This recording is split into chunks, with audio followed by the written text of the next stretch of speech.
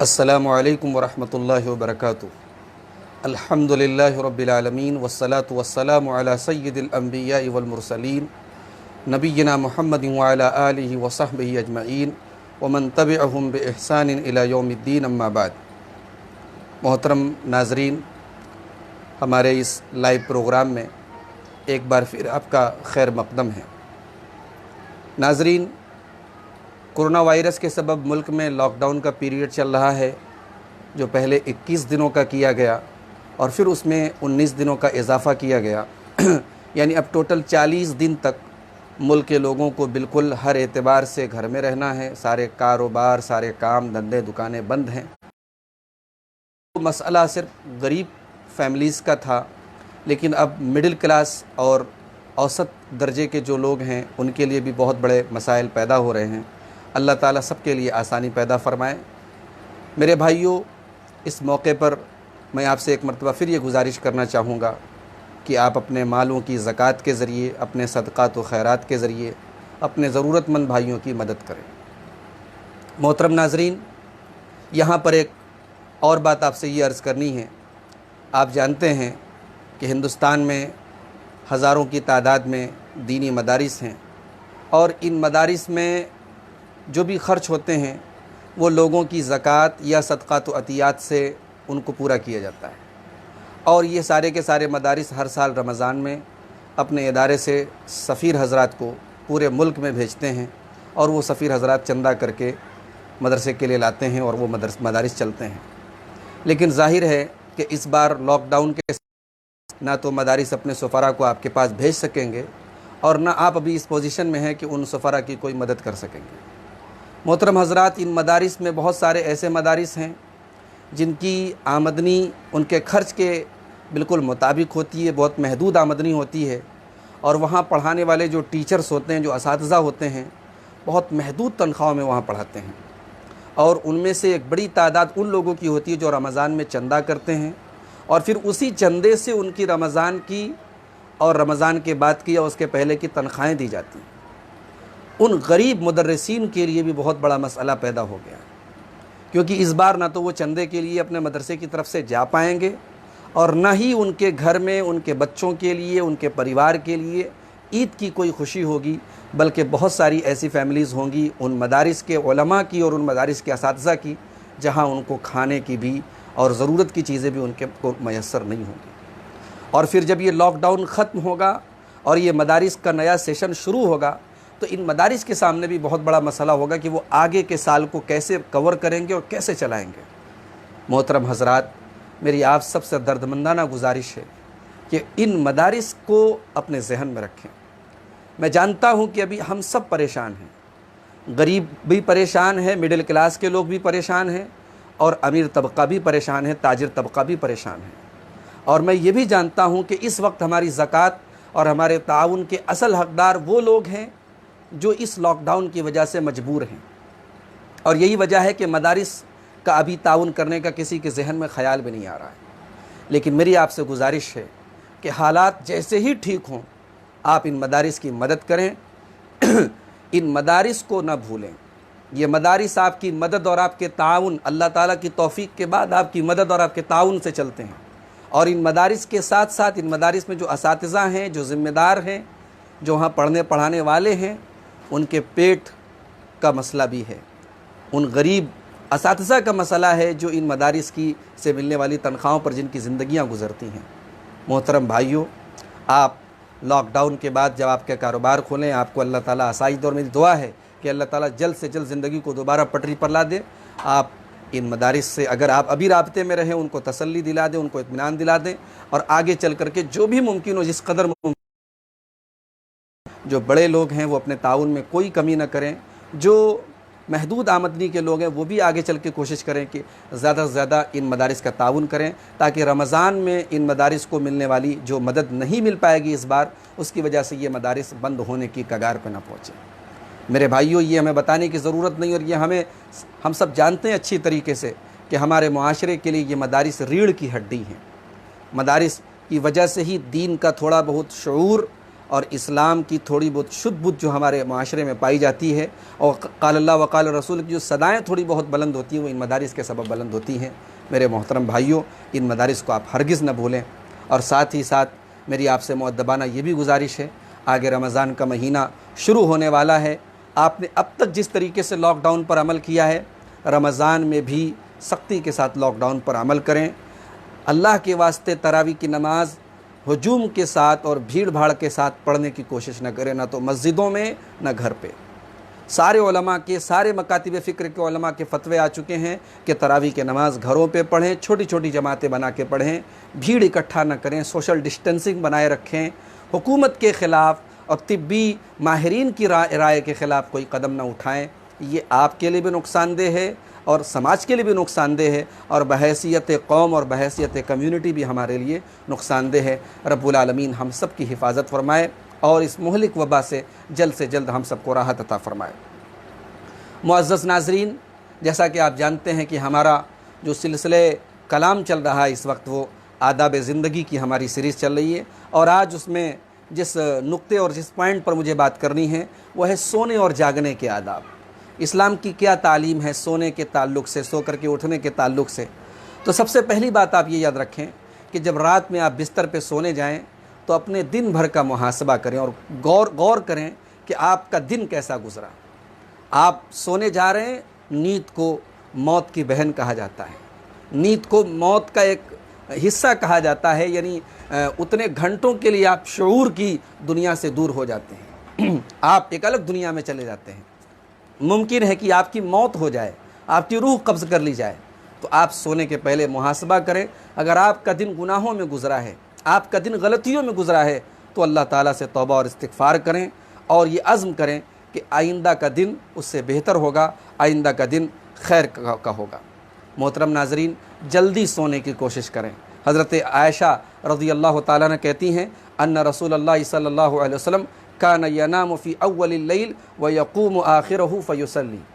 اللہ کے رسول صلی اللہ علیہ وسلم رات کے ابتدائی حصے میں سو جاتے تھے اور آخری حصے میں اٹھ کر کے قیام اللیل کرتے تھے، تہجد کی نماز پڑھتے تھے۔ اسی طریقے سے صحیح بخاری کی روایت حضرت ابو ہریرہ کہتے ہیں کہ اللہ کے رسول صلی اللہ علیہ وسلم عشاء کی نماز کے پہلے سونے کو اور عشاء کی نماز کے بعد فضول کی بات چیت کرنے کو ناپسند کرتے تھے۔ کوئی اہم معاملہ ہو، کوئی امپورٹنٹ میٹنگ ہو، کوئی دینی مجلس ہو، ایک الگ مسئلہ ہے، ورنہ عشاء کے بعد آپ عام طور سے پیارے رسول صلی اللہ علیہ وسلم عام طور سے سو جاتے تھے اور بات چیت کو ناپسند کرتے تھے۔ وضو کر کے سوئیں اور داہنی کروٹ لیٹیں۔ حضرت برا ابن عازب کہتے ہیں کہ اللہ کے رسول صلی اللہ علیہ وسلم نے ان سے فرمایا اذا اتیت مضجعک، جب تم اپنے بستر پہ لیٹنے جاؤ فتوضأ وضوءک للصلاۃ، تو وہی وضو کرو جو تم نماز کے لیے کرتے ہو، ثم اضطجع علی شقک الایمن، پھر تم داہنی کروٹ لیٹ جاؤ۔ تو وضو کرنا اور داہنی کروٹ میں لیٹنا یہ اللہ کے رسول صلی اللہ علیہ وسلم کی سنت ہے۔ اسی طریقے سے محترم ناظرین، جب بستر پہ سونے جائیں تو بستر کو جھاڑ کر کے سوئیں، بستر کو ایک مرتبہ جھاڑ لیں، یہ بھی آپ صلی اللہ علیہ وسلم کی سنت ہے۔ آپ نے فرمایا اذا اوى احدکم الى فراشہ فلینفض فراشہ بداخلۃ ازارہ، جب تم میں سے کوئی اپنے بستر پہ آئے تو اپنے بستر کو جھاڑ دے، فإنہ لا یدری ما خلفہ علیہ، اسے نہیں معلوم کہ اس کی غیر موجودگی میں بستر پہ کون کون سی چیزیں آئیں، ہو سکتا ہے کوئی کیڑا ہو، کوئی جانور ہو، کوئی ایسی نامناسب چیز ہو، تو اس کو جھاڑ لیں، صاف کر لیں۔ اور بعض روایات میں ہے کہ آپ نے کہا کہ 3 مرتبہ اس کو جھاڑ دیں۔ پیٹ کے بل سونا، پیٹ کے بل سونا یہ منع کیا گیا ہے، اللہ کے رسول صلی اللہ علیہ وسلم نے اس سے منع فرمایا ہے۔ حضرت ابو ذر غفاری کہتے ہیں کہ نبی صلی اللہ علیہ وسلم کا میرے پاس سے گزر ہوا اور میں پیٹ کے بل لیٹا ہوا تھا، فرکضنی برجلہ، آپ نے اپنے پیر سے مجھے ٹھوکا، پیر سے مجھے مارا، اور آپ نے فرمایا یا جنیدب انما ھذہ ضجعۃ اہل النار، اے ابو ذر یہ اس طریقے سے مت لیٹو، یہ جہنمیوں کا لیٹنا ہے، جہنمی اس طریقے سے لیٹیں گے۔ ایسی چھت پر نہ سوئیں جو چھت بغیر 4 دیواری کی ہو، جس چھت کی باؤنڈریز نہ ہوں ایسی چھت پر نہ سوئیں۔ اللہ کے رسول صلی اللہ علیہ وسلم نے فرمایا، الادب المفرد کی صحیح روایت ہے، ما بات علی ظہر بیت لیس علیہ حجاب، من بات علی ظہر بیت لیس علیہ حجاب فقد برئت منہ الذمہ، جو ایسی چھت پر سوئے جس چھت پر باؤنڈری نہ ہو، تو اللہ تعالیٰ کی ذمہ داری اس سے ہٹ گئی، اللہ نے اپنا ذمہ واپس لے لیا۔ لیکن یاد رکھیں، علماء نے اس حدیث کے تعلق سے بتایا کہ اس حدیث میں جو مناہی ہے، جو ممانعت ہے، یہ نہی تنزیہی ہے، یعنی بہتر ہے کہ ایسی چھت پر نہ سوئے۔ اگر کسی کے مان لیجیے کسی کے پاس ایسی چھت ہی ہے، وہ سو جاتا ہے، تو کوئی ایسا حرام کام نہیں ہے، بہتر ہے کہ آدمی ایسی پلین چھت پر نہ سوئے۔ ممکن ہے کہ آدمی رات میں سویا سویا اس چھت سے گر پڑے اور کوئی بڑا حادثہ ہو جائے۔ محترم ناظرین، رات میں جب سونے کے لیے جائیں تو دروازے وغیرہ بند کر دیں اور چراغ کی بتی وغیرہ بجھا دیں، اور یہ سارا کام بسم اللہ پڑھ کر کے کریں۔ حضرت جابر رضی اللہ عنہ کہتے ہیں، اللہ کے رسول صلی اللہ علیہ وآلہ وسلم نے فرمایا، اطفئوا المصابیح باللیل، راتوں کو چراغ بجھا دیا کرو، اذا رقدتم، جب تم سونے لگو، واغلقوا الابواب، اور دروازوں کو بند کر لو، واوکئوا الاسقیہ، اور برتنوں کو ڈھانپ دو، وخمروا الطعام والشراب، اور کھانے اور پینے کی چیزوں کو بھی ڈھانپ دو۔ یہ صحیح بخاری اور صحیح مسلم کی روایت ہے۔ مغرب کے وقت، سورج ڈوبنے کے وقت اپنے چھوٹے بچوں کو باہر نہ بھیجیں۔ اللہ کے رسول صلی اللہ علیہ وسلم نے اس سے منع فرمایا۔ آپ نے فرمایا، اذا استجنح اللیل، جب رات تھوڑی سی داخل ہو جائے، رات اپنے پروں کو بچھا دے، فکفوا صبیانکم، تو اپنے بچوں کو سمیٹ لو، فإن الشیاطین تنتشر، اس لیے کہ اس وقت شیطان جو ہوتے ہیں وہ دنیا میں پھیل جاتے ہیں۔ اور آپ نے آگے فرمایا، فإذا ذهب ساعة من العشاء،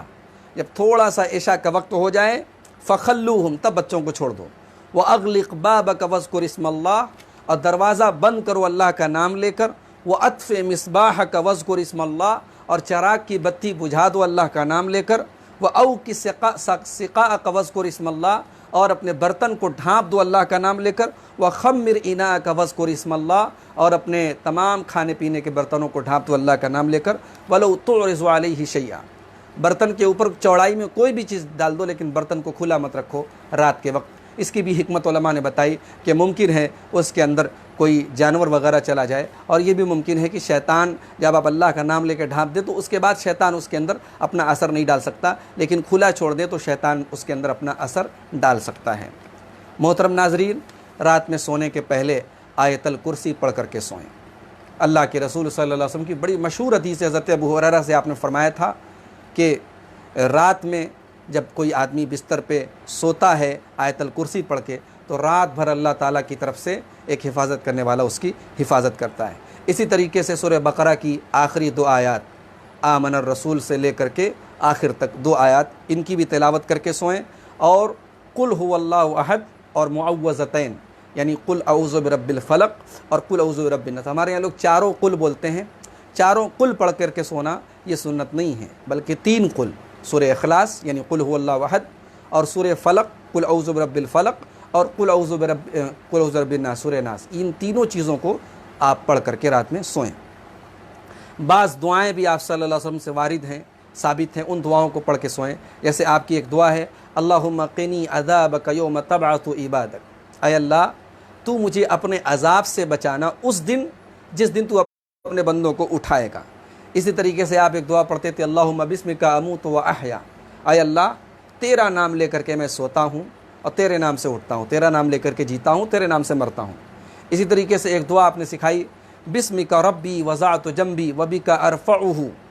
ان امسکت نفسی فرحمہا وان ارسلتہا فاحفظہا بما تحفظ بہ عبادک الصالحین، اے اللہ تیرا نام لے کر کے میں بستر پہ لیٹنے جا رہا ہوں، اے اللہ اگر تو مجھے زندہ رکھنا تو تو میرے اوپر رحم فرمانا، اور اگر اللہ تو مجھے اٹھا لینا تو تو میری حفاظت کرنا، جیسے تو اپنے نیک بندوں کی حفاظت کرتا ہے۔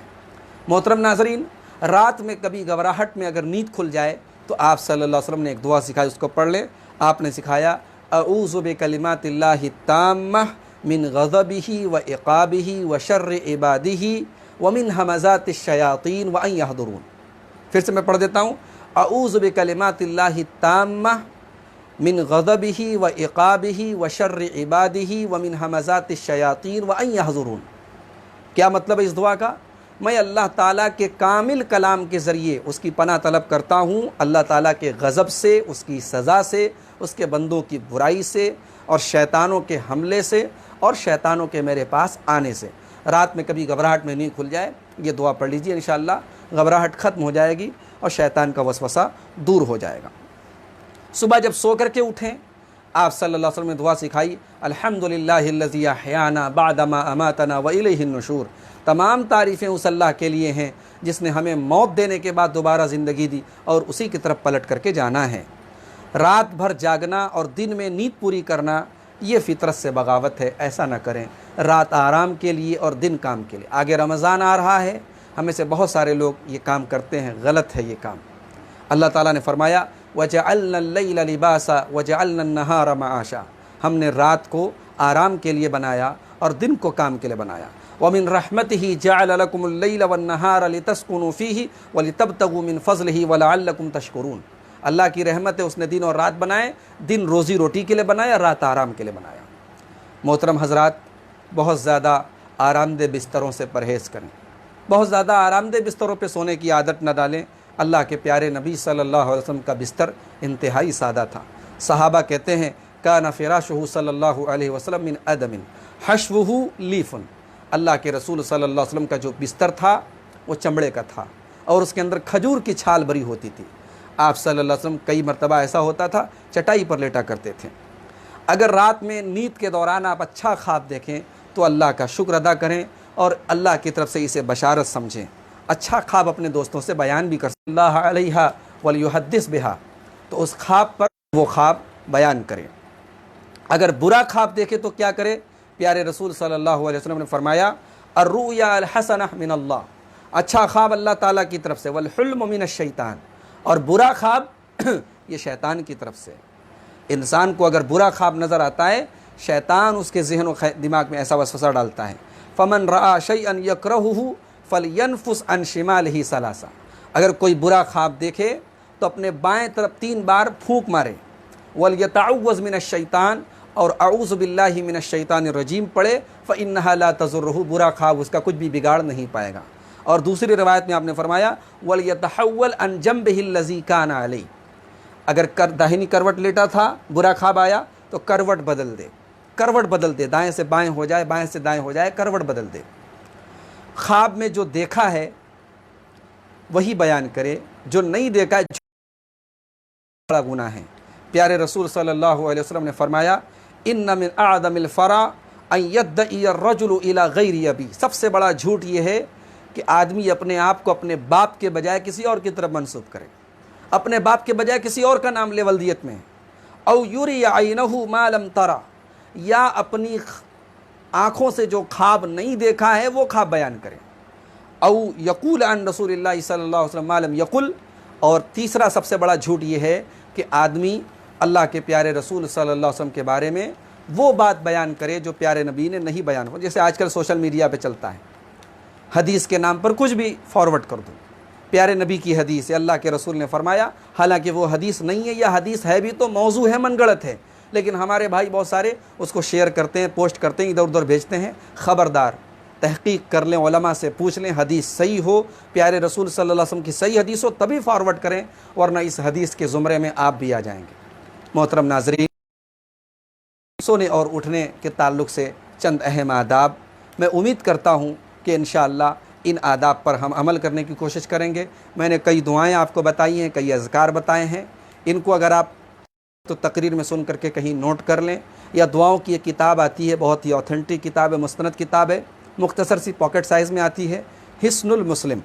علامہ سعید بن وہف القحطانی رحمۃ اللہ علیہ کی کتاب ہے، بہت فیمس مشہور ہے، اور موبائل پر آپ کو گوگل پلے اسٹور میں ایپ کی شکل میں بھی مل جائے گی، اس ایپ کو آپ انسٹال کر لیں یا کتاب کو خرید لیں اور دعاؤں کو یاد کر لیں۔ یہ دعائیں خود بھی یاد کریں، بچوں کو بھی یاد کرائیں، یہ آپ کے سونے اور جاگنے کا جو شیڈیول ہے اس کو صحیح کریں گی، آپ کو اللہ تعالیٰ کے حفظ اور امان میں دے دیں گی انشاءاللہ۔ اللہ تعالیٰ سے دعا ہے رب العالمین زندگی کے تمام امور میں پیارے رسول صلی اللہ علیہ وآلہ وسلم کی سیرت پر اور آپ کی سنت پر ہم سب کو چلنے کی توفیق عطا فرمائے، آمین۔ وآخر دعوانا ان الحمد للہ رب العالمین، والسلام علیکم ورحمۃ اللہ وبرکاتہ۔